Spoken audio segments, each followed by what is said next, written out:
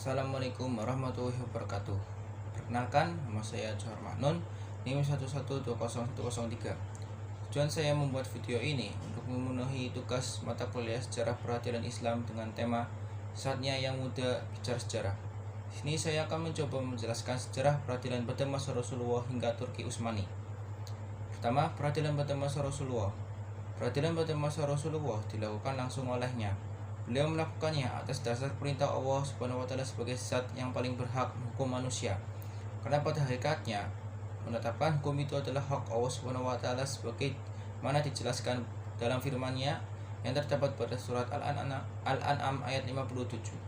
Kemudian Allah memberikan otoritas peradilan kepada Rasulullah SAW sebagai wakilnya di muka bumi untuk melakukannya karena beliau telah melakukan peradilan dengan sebaik-baiknya seperti yang dijelaskan dalam surat An-Nisa ayat 65.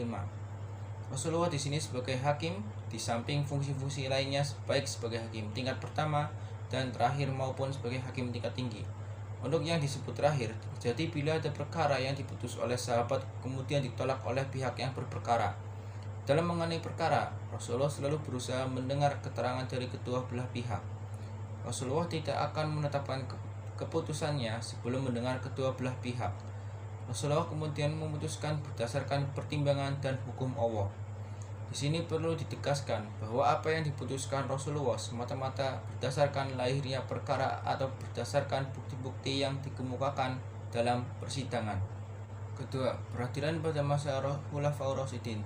Yang pertama, peradilan pada masa Abu Bakar As-Siddiq. Pada masa pemerintahan Abu Bakar As-Siddiq, keadaan umat Islam tidak jauh berbeda semasa Rasulullah SAW, sehingga tidak tampak adanya perkembangan di dalam hukum Islam, khususnya di dalam masalah peradilan. Dan ini disebabkan karena kesibukannya memerangi sebagian kaum muslimin yang murtad sepeninggalan Rasulullah dan kaum pembangkang yang tidak menunaikan zakat dan urusan politik dan pemerintahan lainnya.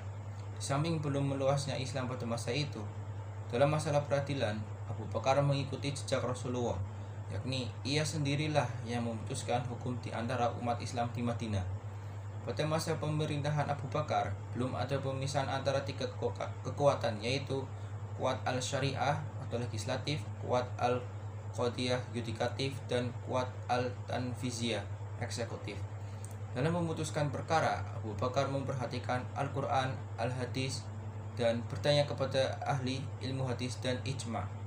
Perbedaan antara peradilan pada masa Rasulullah dengan Abu Bakar adalah pada masa Abu Bakar saat memutuskan perkara, beliau memperhatikan al-hadis yang datang pada masa Rasulullah masih hidup. Beliau juga melakukan ijma'. Kedua, peradilan pada masa Umar bin Khattab. Pada masa Khalifah Umar bin Khattab, wilayah kekuasaan Islam bertambah luas dan semakin bertambah banyak.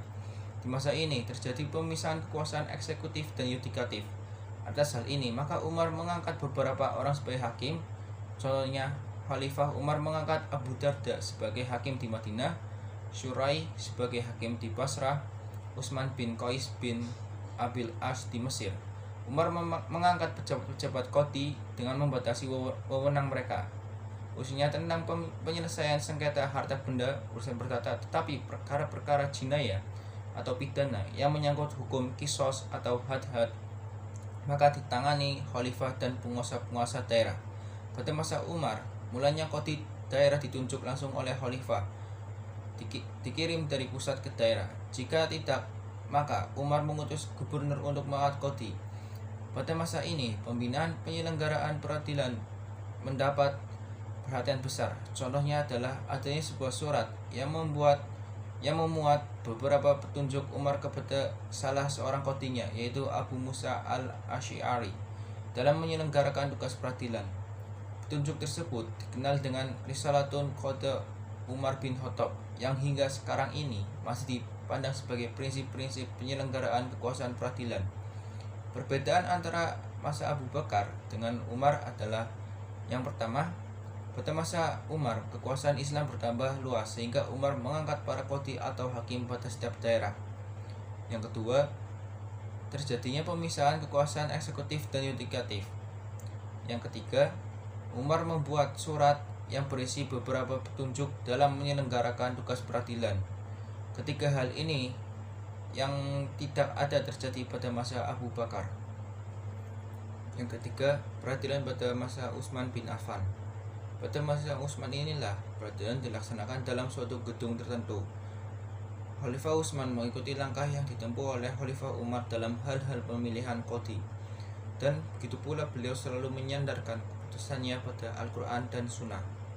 Bila tidak ditemukan dalam Al-Quran dan Sunnah, maka beliau mengadakan musyawarah dengan sahabat-sahabatnya dalam menetapkan suatu hukum. Khalifah Utsman mengirimkan surat kepada petugas-petugas atau qadhi-qadhinya yang berada di daerah apabila dalam menjalankan tugasnya, agar mereka selalu berlaku adil demi terciptanya kebenaran.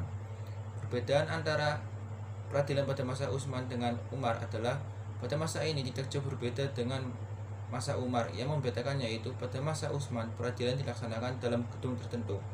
Yang keempat, peradilan pada masa Ali bin Abi Thalib. Khalifah Ali bin Abi Thalib mengikuti langkah yang telah dijalankan oleh para khalifah sebelumnya, dan beliau selalu memberikan pesan terhadap qadhi-qadhi yang bertugas agar menjalankan tugasnya berdasarkan dengan keadilan dan kasih sayang terhadap masyarakat. Ali juga sangat memperhatikan para gubernur dan para hakim dengan bimbingan dan pengarahan, sehingga sangat wajar jika kitab-kitab peradilan, fikih, dan sejarah sering membicarakan istihad imam yang sekaligus hakim ini dan hukum-hukumnya yang menunjukkan kecerdasan dan kejeniusannya, kecermatan dan kebenaran pemikirannya, pengukuhan kebenaran dan penegakan keadilan. Dalam materi ini, saya tidak menemukan perbedaan peradilan antara masa Ali dengan masa Utsman bin Affan. Yang ketiga, peradilan pada masa Bani Umayyah. Pada dinasti Umayyah, Al-Qadha dikenal dengan Al-Nizam Al-Qadai, organisasi kehakiman, di mana kekuasaan peradilan telah dipisahkan dari kekuasaan politik. Dua ciri khas peradilan pada masa Bani Umayyah. Yang pertama, hakim memutuskan perkara menurut hasil ijtihadnya sendiri dalam hal-hal yang tidak ada nas atau ijma. Ketika itu mazhab belum lahir dan belum menjadi pengikat bagi keputusan-keputusan hakim. Pada waktu itu hakim hanya berpedoman kepada Al-Quran dan Sunnah. Yang kedua, lembaga peradilan pada masa itu belum dipengaruhi oleh penguasa. Pada masa ini belum ada tingkatan-tingkatan lembaga peradilan atau belum ada qadhil qudat. Maka masing-masing hakim berdiri sendiri, namun secara hierarki mereka berada di bawah kekuasaan khalifah dan wakil-wakilnya. Instansi dan tugas kekuasaan kehakiman di masa Daulah Umayyah ini dapat dikategorikan menjadi 3 badan, yaitu yang pertama Al-Qadha, merupakan tugas qadhi dalam menyelesaikan perkara-perkara yang berhubungan dengan agama. Yang kedua Al-Muhtasib, kepala Hizbah, bertugas menyelesaikan perkara umum dan soal-soal pidana yang memerlukan tindakan cepat. Selain mengarahkan polisi, juga bertindak sebagai pengawas perdagangan pasar, memeriksa takaran dan timbangan, serta ikut mengurusi kasus-kasus perjudian, seks amoral, dan busana yang tidak layak pakai di depan umum. Yang ketiga, Al-Nadhar fil Al-Mazhalim, merupakan mahkamah tinggi atau mahkamah banding dari mahkamah di bawahnya Al-Qadha dan Al-Hizbah. Lembaga ini juga dapat mengadili para hakim dan pembesar negara yang berbuat salah. Pengadilan ini langsung di bawah pimpinan khalifah. Yang keempat, peradilan pada masa dinasti Abbasiyah. Yang pertama, dinasti Abbasiyah pertama. Pada masa Daulah Abbasiyah, para hakim tidak lagi beristihad dalam memutuskan perkara, tapi mereka berpedoman pada kitab-kitab mazhab yang 4 atau mazhab yang lainnya. Pada masa ini juga memiliki organisasi kehakiman, antara lain 1. Diwan Qadhi Al-Qudhah, fungsi dan tugasnya mirip dengan Departemen Kehakiman. 2. Qudah Al-Aqali, hakim provinsi yang mengetuai pengadilan tinggi. 3. Qudah Al-Amsor, hakim kota yang mengetuai pengadilan negeri. 4. Al-Sutah Al-Qudayah, yaitu jabatan kejaksaan di ibu kota negara. Badan peradilan pada zaman Abbasiyah sama dengan pada masa Bani Umayyah, yaitu Al-Qadha, Al-Muhtasib, dan Al-Nadhar fil Al-Mazhalim. Yang kedua, dinasti Abbasiyah kedua. Pada masa ini, organisasi peradilan khususnya Qadhi Al-Qudhah sudah mengalami perubahan. Qadhi Al-Qudhah tidak hanya di pusat pemerintah Baghdad, tetapi juga di daerah-daerah. Hal ini terjadi karena banyaknya daerah yang memisahkan diri dari pusat pemerintahan. Hakim-hakim pada masa ini memutus perkara menurut imam-imam mazhab secara taklid, hakim muqallid. Pada masa ini yang diikat jadi hakim dipilih ulama yang secara taklid dari mazhab yang dianut oleh raja yang bersangkutan. Perbedaannya, pertama, pada masa Bani Abbasiyah, para qadhi sudah berpedoman pada kitab-kitab mazhab. Kedua, terdapatnya organisasi kehakiman. Ketiga, pada masa Abbasiyah kedua, terdapat qadhi al-Qudha. Hal-hal tersebut tidak ada pada masa Bani Umayyah. Yang terakhir atau kelima, peradilan pada masa Turki Utsmani. Pemerintah Utsmani pada masa Sultan Sulaiman I bin Salim I berupaya untuk melakukan terobosan dalam bidang hukum, yaitu dengan mengkodifikasi. Cikal bakal kodifikasi dan kebangkitan hukum Islam bermula dari kepemimpinan Sulaiman Al-Kanuni. Keberhasilan ekspedisi dan pengembangan dakwah hingga ke daratan Eropa juga diikuti keinginan untuk menegakkan syariat Islam di wilayah kekuasaan Turki. Secara garis besar, hukum di masa ini dibagi menjadi dua era, yaitu 1. Sebelum Tanzimat, Raja-Raja Utsmani memiliki dua bentuk kekuasaan, memerintah negara dan kekuasaan mensyiarkan dan membela agama Islam yang dibantu oleh dua pegawai tinggi. Pertama, Sadrazam untuk urusan pemerintahan dan Syekh al-Islam untuk urusan keagamaan. Ada beberapa bentuk peradilan pada masa ini, antara lain 1. Al-Juz'iyat, mahkamah biasa atau rendah. Wewenangnya adalah menyelesaikan perkara-perkara pidana dan perdata. Yang kedua, mahkamah al-Istinsaf, mahkamah banding. Wewenangnya adalah meneliti dan mengkaji perkara yang berlaku.